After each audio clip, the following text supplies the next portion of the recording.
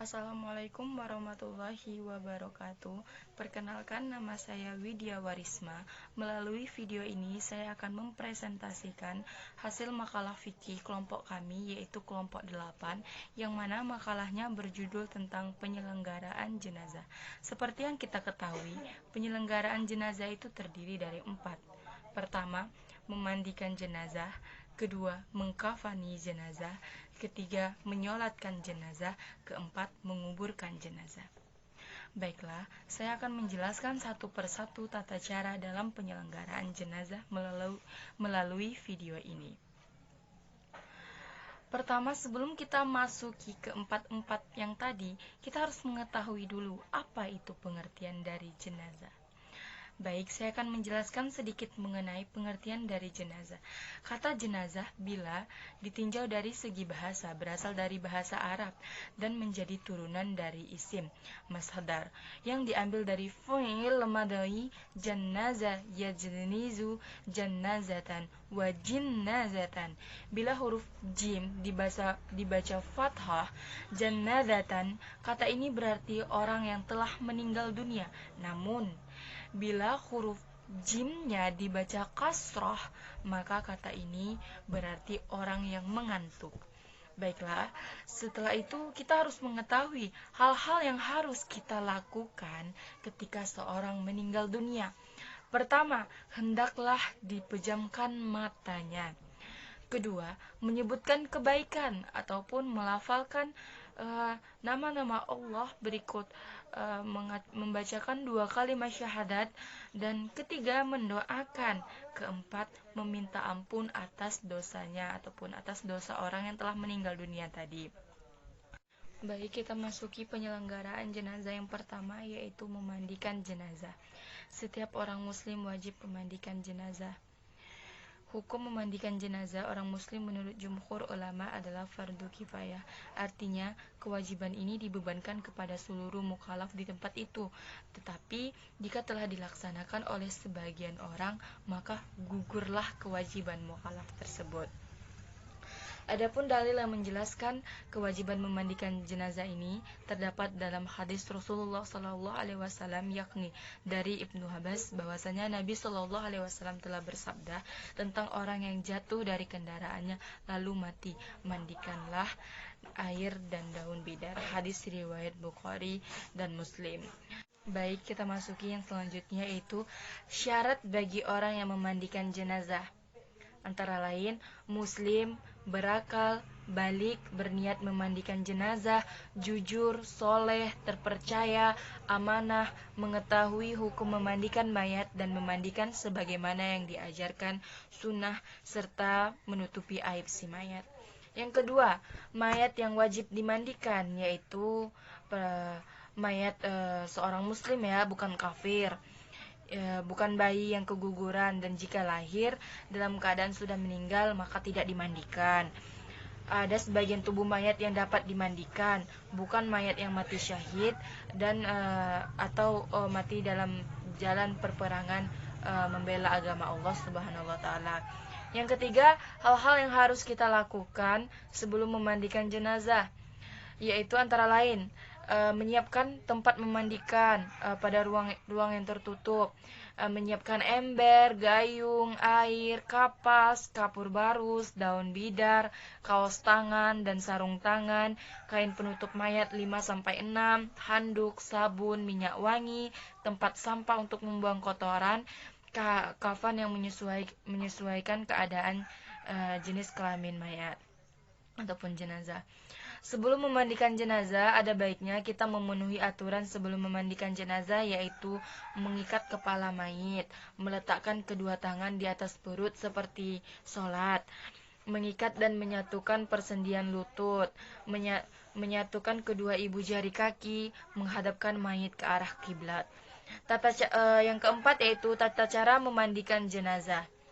Jika mayat laki-laki dewasa, lafaz niatnya adalah nawaitu gusla lihadasil mayyit fardu kifayati lillahi ta'ala. Jika mayatnya perempuan dewasa, maka niatnya yaitu nawaitu gusla lihadasil mayyit, mayyitati fardu kifayati lillahi ta'ala. Jika mayat kanak-kanak laki-laki, maka niatnya yaitu nawaitul gusla li hadazil mayyit tifli fardu kifayati lillahi ta'ala. Jika mayatnya kanak-kanak perempuan, maka niatnya yaitu nawaitu gusla li hadazal mayyit tiflati fardu kifayati lillahi ta'ala. Selanjutnya yaitu tinggikan kepala jenazah agar tidak mengalir ke arah kepala. Masukkan jari tangan yang telah dibalut dengan kain basah ke mulut jenazah, gosok giginya dan bersihkan hidungnya, kemudian siramkan dengan air. Siramkan air ke sebelah kanan dahulu, kemudian sebelah kiri. Setelah itu, dudukkan mayit dan tekan-tekan perut agar kotoran dalam perutnya itu keluar, dan bersihkan dubur mayit dengan niat istinja bagi mayit. Bacakan niat nawaitu istinjai minal mayyiti fardu alaya lillahi ta'ala. Dan ketika membersihkan auratnya, hendaklah tangan yang memandikan dilapisi dengan kain, karena menyentuh aurat itu hukumnya haram. Kemudian ambilkan wudu bagi si mayit dengan bacaan nawaitu wudu lil hazal mayyiti lillahi ta'ala.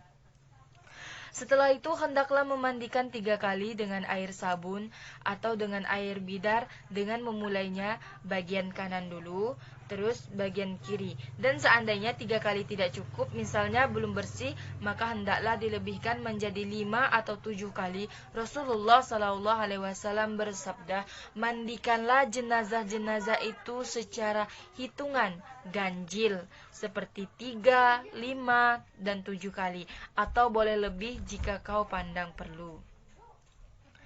Jika telah selesai memandikan mayat, hendaklah tubuhnya dikeringkan dengan kain atau handuk yang bersih, agar kain kafannya tidak basah, lalu ditaruh di atas minyak wangi.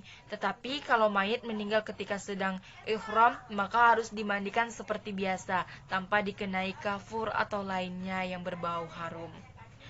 Yang kelima yaitu yang berhak memandikan jenazah. Yang berhak memandikan jenazah tadi seperti yang kita ketahui muslim. Kalau mayit itu laki-laki, hendaklah yang memandikannya itu laki-laki pula. Tidak boleh perempuan memandikan mayit laki-laki kecuali istri dan muhrimnya. Sebaiknya, jika mayat itu perempuan, hendaklah dimandikan oleh perempuan pula. Tidak boleh laki-laki memandikan perempuan kecuali suami dan muhrimnya. Jika suami dan muhrim sama-sama ada, suami lebih berhak untuk memandikan istrinya. Begitu juga jika istri dan muhrim sama-sama ada, maka istri lebih berhak memandikan bila memandikan suaminya. Kalau mayatnya kanak-kanak laki-laki, maka boleh perempuan memandikannya. Begitu juga kalau mayat kanak-kanak perempuan, boleh pula laki-laki memandikannya. Jika ada beberapa orang yang berhak memandikannya, maka yang lebih berhak itu ialah keluarga yang terdekat kepada mayat, kalau ia mengetahui akan kewajiban mandi setelah dipercayai. Kalau tidak, berpindah hak kepada yang lebih jauh mengetahui serta amanah atau dipercayai mengenai memandikan jenazah. Yang D yaitu mengkafani jenazah. Hukum mengkafani jenazah yaitu memiliki tata cara telah ditetapkan Rasulullah. Hal ini sesuai dengan hadis yang diriwayatkan Abdullah bin Abbas radhiyallahu anhu tentang orang yang meninggal karena terjatuh ketika menaiki untanya.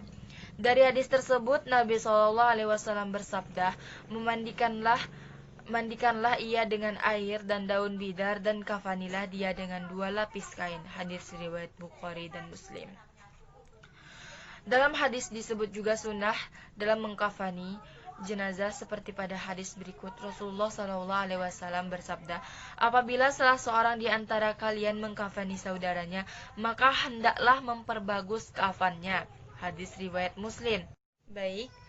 Yang kedua yaitu kriteria kain kafan yang digunakan. Di sini kita ketahui dulu apa itu kain kafan. Kain kafan adalah istilah untuk menyebut kain polos berwarna putih tanpa ada jahitan untuk membungkus jenazah. Jadi kriterianya itu kita harus memilih kain kafan yang berwarna putih dan tidak ada jahitan sama sekali. Yang ketiga yaitu dibeli dari harta yang meninggal. Kain kafan ini dibeli dari harta orang yang meninggal tersebut. Berikut semua ataupun semua hal yang ingin dilakukan, baik itu memandikan, mengkafani, menyolatkan, dan menguburkan, itu semua harus dari harta orang yang meninggal tersebut. Yang keempat yaitu tidak hanya berwarna putih, yang mana di sini menggunakan kain kafan putih untuk membungkus jenazah hukumnya sunnah. Hal itu sesuai dengan hadis yang berbunyi Rasulullah Shallallahu Alaihi Wasallam bersabda, pakailah pakaian yang berwarna putih dan kafanilah mayit dengan kain yang berwarna putih, karena itu adalah sebaik-baiknya pakaian kalian. Hadis riwayat Abu Daud dan Tirmizi. Yang kelima yaitu diutamakan memakai 3 helai kain putih. Dalam hadis dari Aisyah radhiyallahu anhu, ia berkata, Rasulullah shallallahu alaihi wasallam dikafankan dengan 3 helai kain putih. Sahuliyah dari kusfur tanpa gamis dan tanpa inama. Hadis riwayat Muslim. Yang keenam yaitu jenis kain kafan dan wewangian. Dalam hadis maupun Al-Quran, tidak ada ketentuan khusus seorang jenis bahan kain kafan. Secara jelas, kain tersebut harus bisa menutupi jenazah dengan bagus, tidak tipis dan tidak tembus pandang, tidak menampakkan kulitnya. Ada hadis Rasulullah Shallallahu Alaihi Wasallam bersabda, apabila kalian memberi wewangian kepada mayit, maka berikanlah 3 kali. Hadis riwayat Ahmad. Yang ketujuh yaitu jumlah kain kafan. Menurut jumhur ulama, kain kafan untuk laki-laki sebaiknya 3 lembar, sedangkan untuk jenazah perempuan sebaiknya 5 lembar. Baik, kita masuki tata cara mengkafani jenazah laki-laki. Pertama, bentangkan 3 lembar kain kafan yang telah dipotong sesuai ukuran jenazah. Lalu, susunlah dengan meletakkan kain yang paling lebar di bagian paling bawah, tetapi jika kain memiliki lebar yang sama, maka geserkan kain ke arah kanan dan geserkan kain ke arah kiri supaya seimbang. Yang kedua yaitu berikan wewangian seperti sunnah Nabi. Yang ketiga yaitu siapkan 3 atau 5 utas tali. Yang keempat yaitu persiapkan kain kafan yang sudah diberi wewangian untuk diletakkan di bagian anggota tertentu nanti, antara lain yaitu bagian manfaat atau lubang terus, antara lain kedua mata, hidung, telinga, dan kemaluan. Selanjutnya yaitu bagian anggota sujud seperti dahi, kedua telapak tangan, kedua lutut, dan jari-jari kedua kaki. Yang ketiga yaitu anggota yang tersembunyi dan persendian, antara lain ketiak, belakang kedua lutut, dan belakang kedua telinga. Yang kelima, setelah kain kafan siap seperti anjuran sebelumnya, maka angkat jenazah secara hati-hati, lalu baringkan di atas kain kafan. Tutup bagian anggota badan tertentu, lalu selimutkan kain kafan selembar demi selembar, dimulai dari kain yang paling atas hingga yang paling bawah. Lalu ikat dengan tali-tali yang telah kita persiapkan tadi. Selanjutnya yaitu tata cara mengkafani jenazah perempuan. Bentangkan 2 lembar kain kafan yang telah dipotong sesuai ukuran mayit, lalu letakkan kain sarung tepat pada badan antara pusar dan lutut. Tepat pada badan antara pusar dan lutut itu tempatnya kain sarung. Selanjutnya, persiapkan baju kurung dan kerudung. Kita persiapkan baju kurung dan kerudung untuk perempuan. Setelah itu sediakan 3-5 utas tali. Yang keempat, sediakan kapas yang telah diberikan wewangian. Yang kelima yaitu angkat dan baringkan jenazah di atas kain kafan secara hati-hati.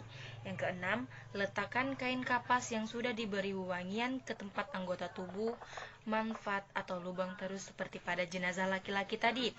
Yang ketujuh, selimutkan kain sarung pada tubuh jenazah atas pusar dan kedua lutut. Pasangkan baju kurung sekaligus kerudung atau penutup kepala. Bagian yang berambut panjang bisa dikepang menjadi 2 atau 3 dan diletakkan di atas baju kurung tadi, tepatnya di bagian dada. Yang kedelapan, selimutkan kedua kain kafan selembar demi selembar, mulai dari yang atas sampai paling bawah, lalu ikat dengan beberapa utas tali yang telah disediakan. Baiklah, saya akan menjelaskan mengenai anjuran dalam mengkafani jenazah. Pertama, memakaikan kain putih yang terbuat dari kain katun. Yang kedua, memberi wewangian pada kain kafan. Yang ketiga, memberi kapas di bagian tertentu. Yang keempat, menggunakan kain yang bagus tetapi tidak mahal. Yang dimaksud di sini adalah kain yang berwarna putih, suci, bersih, dan tebal. Yang kelima, menggunakan kain kafan dengan hitungan ganjil. Setelah itu, adapun larangan dalam mengkafani. Pertama, tidak boleh menggunakan kain kafan yang mahal. Yang kedua, tidak boleh menggunakan kain kafan yang tipis. Yang ketiga, tidak boleh menulis ayat-ayat Al-Quran. Yang keempat, berlebih-lebihan dalam mengkafani atau israf. Yang ketiga yaitu menyolatkan jenazah. Tata cara dan bacaan sholat jenazah untuk laki-laki yaitu niat sholatnya usolli ala hazil mayiti arba'a takbiratun fardu kifayati ma'muman lillahi ta'ala. Setelah niat dilanjutkan dengan takbir pertama kita membaca Al-Fatihah. Setelah itu takbir kedua membaca seperti berikut. Allahumma sholli ala Muhammad wa ala ali Muhammad kama sholaita ala Ibrahim wa ala ali Ibrahim innaka hamidun majid wa barik ala Muhammad wa ala ali Muhammad kama barakta ala Ibrahim wa ala ali Ibrahim fil amalin innaka hamidun majid. Setelah itu empat, yaitu lanjut dengan takbir ketiga membaca Allahumma firlahu warhamhu wa'afi wa'fu anhu. Yang kelima yaitu pada takbir keempat membaca Allahumma la tahzurihna ajrahu wa la tahfina ba'dahu wa'fir lahu wa lahu. Yang keenam, tutup dengan salam ke kanan dan ke kiri masih dalam posisi berdiri. Selanjutnya yaitu tata cara dan bacaan sholat jenazah untuk jenazah perempuan. Niatnya yaitu usolli ala khazihi mayyiti arba'a takbiratin fardu kifayah ma'muman lillahi ta'ala.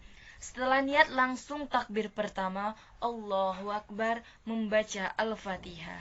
Yang ketiga yaitu dilanjutkan dengan takbir kedua membaca sholawat yang berbunyi Allahumma sholli ala Muhammad wa ala ali Muhammad kama sholaita ala Ibrahim wa ala ali Ibrahim innaka hamidun majid wa barik ala Muhammad wa ala ali Muhammad kama barakta ala Ibrahim wa ala ali Ibrahim fil amalin innaka amidun majid. Yang keempat yaitu dilanjutkan takbir yang ketiga membaca Allahumma firlahu warhamhu wa'afi wa'fu anhu. Yang kelima yaitu selanjutnya takbir keempat membaca Allahumma la tahrimna na ajraha wa la tafinna ba'daha waghfir laha wa laha. Yang keenam yaitu tutup dengan salam ke kanan dan ke kiri dalam posisi masih berdiri. Yang keempat ialah menguburkan jenazah. Tata cara menguburkan jenazah menurut Islam. Pertama, memperdalam galian lubang kubur agar tidak tercium bau jenazah dan tidak dapat dimakan oleh burung atau binatang pemakan bangkai. Yang kedua, cara menaruh jenazah di kubur. Ada yang ditaruh di tepi lubang sebelah kiblat, kemudian di atasnya ditaruh papan kayu atau yang semacamnya dengan posisi tegak condong, tidak langsung tertimpa tanah. Namun, bisa juga dengan cara lain, dengan prinsip yang hampir sama, misalnya dengan menggali di tengah-tengah dasar lubang kubur, kemudian jenazah ditaruh di dalam lubang. Lalu, di atasnya ditaruh semacam bata atau papan dari semen dalam posisi mendatar. Yang ketiga yaitu cara memasukkan jenazah ke dalam kubur. Yang terbaik adalah dengan mendahulukan memasuk kepala jenazah dari arah kaki kubur. Yang keempat, jenazah diletakkan miring ke kanan menghadap arah kiblat dengan menyandarkan tubuh sebelah kiri ke dinding kuburan supaya terlentang kembali. Yang kelima, para ulama menganjurkan supaya ditaruh tanah di bawah pipi jenazah sebelah kanan setelah bukakan kain kafannya dari pipi itu dan ditempelkan langsung ke tanah. Simpul tali yang mengikat kain kafan supaya lepas. Yang keenam yaitu Waktu memasukkan jenazah ke liang kubur dan meletakkannya, dianjurkan membaca doa seperti Bismillahi wa ala millati Rasulillah, artinya dengan nama Allah dan atas agama Rasulullah, hadis riwayat Tirmizi dan Abu Daud. Yang ketujuh, untuk jenazah perempuan dianjurkan membentangkan kain di atas kuburnya pada waktu dimasukkan ke liang kubur, sedangkan untuk mayat laki-laki tidak dianjurkan. Yang kedelapan, orang yang turun ke lubang kubur mayat perempuan untuk mengurusnya sebaiknya orang-orang yang semalamnya tidak mensetubuhi istri mereka. Yang kesembilan yaitu setelah jenazah sudah diletakkan di liang kubur, dianjurkan untuk mencurahinya dengan tanah 3 kali dengan tangan. Baik, saya akan menyimpulkan mengenai materi penyelenggaraan jenazah di sini. Bahwasanya sepanjang uraian telah saya sampaikan, dapat diambil kesimpulan bahwasanya manusia sebagai makhluk yang mulia di sisi Allah Subhanahu wa taala, dan untuk menghormati kemuliaannya itu perlu mendapatkan perhatian khusus dalam hal penyelenggaraan jenazah. Di mana penyelenggaraan jenazah seorang muslim itu hukumnya adalah fardu kifayah. Artinya kewajiban ini dibebankan kepada seluruh mukhalaf di tempat itu. Tetapi jika telah dilakukan oleh sebagian orang, maka gugurlah kewajiban seorang mukhalaf tersebut. Jadi, kita sebagai seorang muslim harus bisa membantukan saudara-saudara kita. Karena kita sebagai makhluk sosial tidak bisa berdiri sendiri. Kita butuh orang lain.